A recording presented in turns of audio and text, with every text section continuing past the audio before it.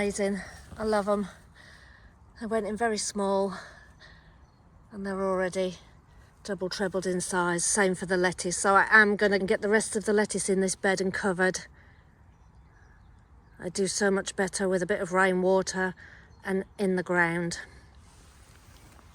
As you can see, the onion bed is in desperate need of a weed, but the temptation is a bit knocked because of the allium leaf miner around.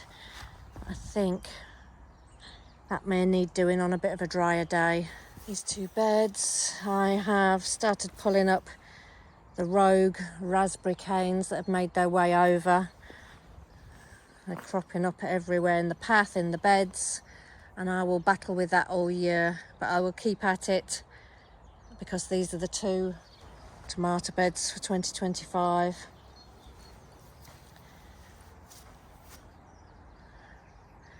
Got all them raspberries down the side there, have to keep an eye on them. Strawberries doing fantastic. I did clean them up. They're looking lush. A few escapees yet again. Goji berry, looking good. Comfrey's come up a treat again. That's the non-evasive spreading variety. So that just stays in that corner. Blossom on the pear trees, looking fantastic. Not so much blossom on the apricot now. So we'll see how we do with that. Right, I'm going to crack on and get some things potted on. As you can see in the background there, we have the first tunnels, fruit cage up. Tricia's knees haven't been so great, so we're just waiting on a bit of reprieve on her pain before we come down and get the door and the netting on. I'll show you my little setup in here. This table's got saturated, so hopefully once I come back from holiday, I'm going to cover this in plastic just to get the most out of it. I don't want it to rot off.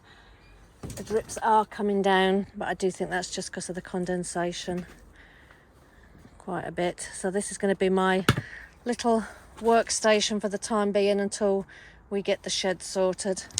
Got my 2 buckets here, vermiculite and perlite. My other box of compost that I got for the onions. I've also brought down the ochre that Claire at the Farmyard Garden sent me a little while ago. They've been in a little mesh bag for a few weeks and they're chitting nicely. But again, I'm going to get them in some little pots of compost just to keep them happy till they can go in the ground. Just walking past, I'm not sure if those are volunteer potatoes. I don't think so. They may be the Axona Blue that have gone in, and the Caledonian Pearl. We've got one coming up there. So as long as we're not predicted any frosts, I don't have to cover those up. I have brought down my single seed, have I now? Yes. Single seed potato challenge potatoes, and they're going in this bed. Just got to check there's no potatoes in that bed now. So again, I'm going to stick them in this bed here and see how we fare. Let's just have a quick look in here. Again, the other day I came down for a few hours and put in my 9-star broccolis. Got 3 there, so we'll have plenty, and scattered around my kohlrabi, and they all look absolutely great. They've enjoyed being out in the ground, so that's what I'm going to do. The purple sprouting, I'm going to have to harvest that today. That's going a bit crazy. And there's my 9-star cutting I took from the plant I had. So I can harvest that, and it may then throw out some more shoots to produce some more florets. The broad beans, all staked, are looking slightly yellowing, but they will all come back. Hardy things.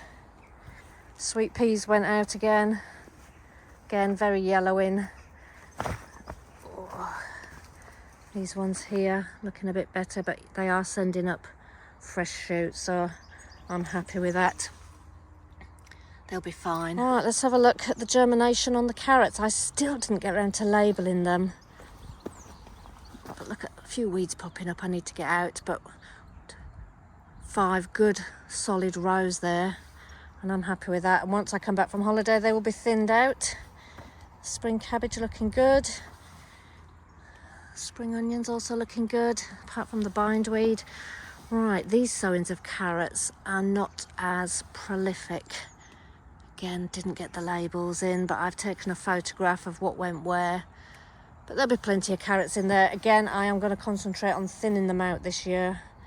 Trying to get the biggest carrots we can. Right, let me go and empty the van. Right, there we go. There's the 10 Glindas that I'm going to get in the ground. I don't think we're due frost, so I think we'll be good to go.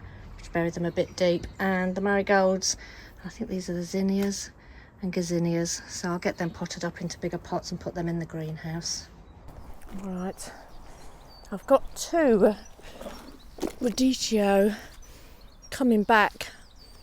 I just took the heads off at the end of the season and they are coming back and they look great, so I'm not gonna plant my potatoes this side, so I'll work from that end and we'll get Glinda in.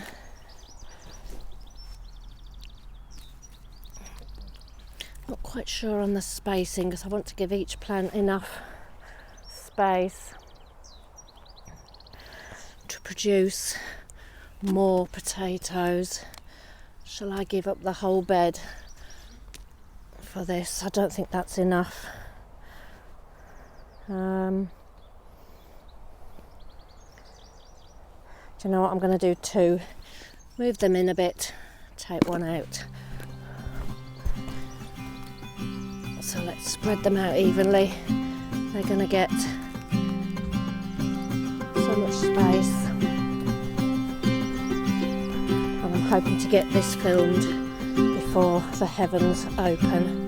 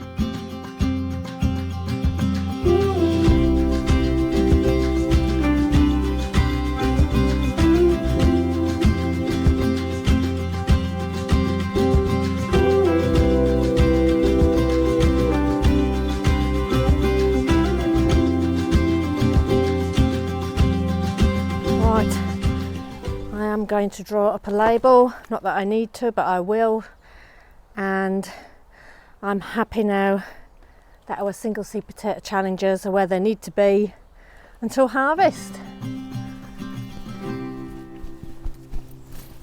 So now those potatoes are in the ground, I can focus on things that need to be potted on while I'm away. So I've got plenty of compost here. It's going to be the leeks. These are the Northern Lights, I think they were called. So I don't want to lose these because I know a lot of people have had problems with the germination on this variety. So I'm going to get these potted on and look after them a little bit longer. The others are the gazinias, zinnias and the marigolds. This is my second sowing of marigolds.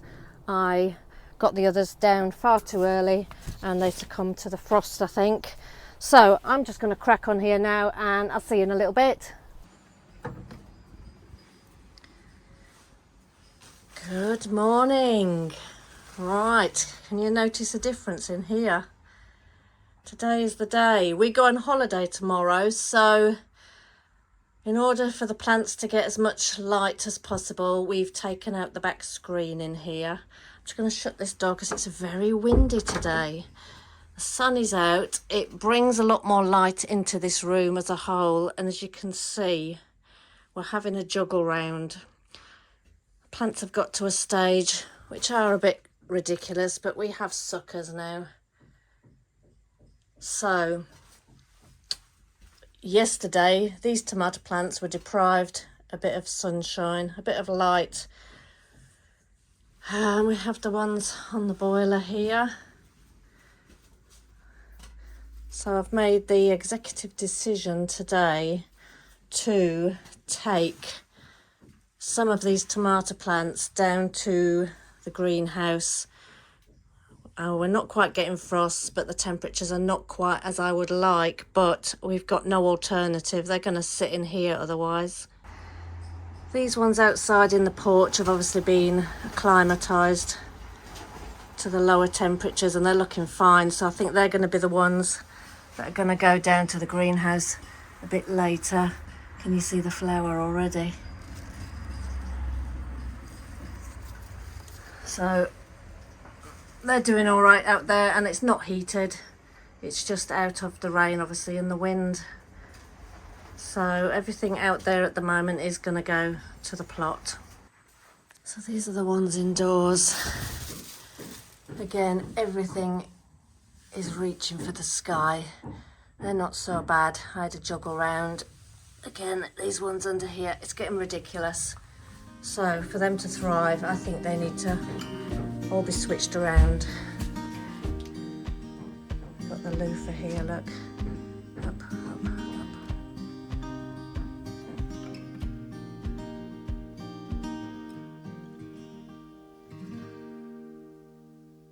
Right, we cannot swing a cat in here. Tricia's brought a lot of wood down to do the interior of this shed before we get my putting bench in, so I literally can hardly move.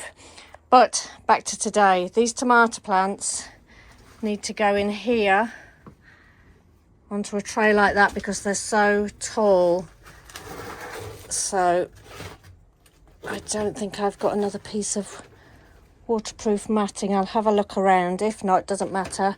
I'll give them a good water today and that should be okay until we get back on Sunday.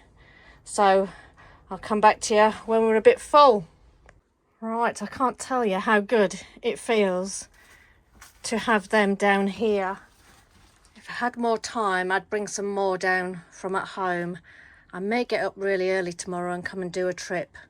I've got one more shelf to do, so that I don't have to worry about them being overbaked in the greenhouse. Oh, to find space, that is fantastic. That supports them as well. And I think I'm going to get quite a few down here.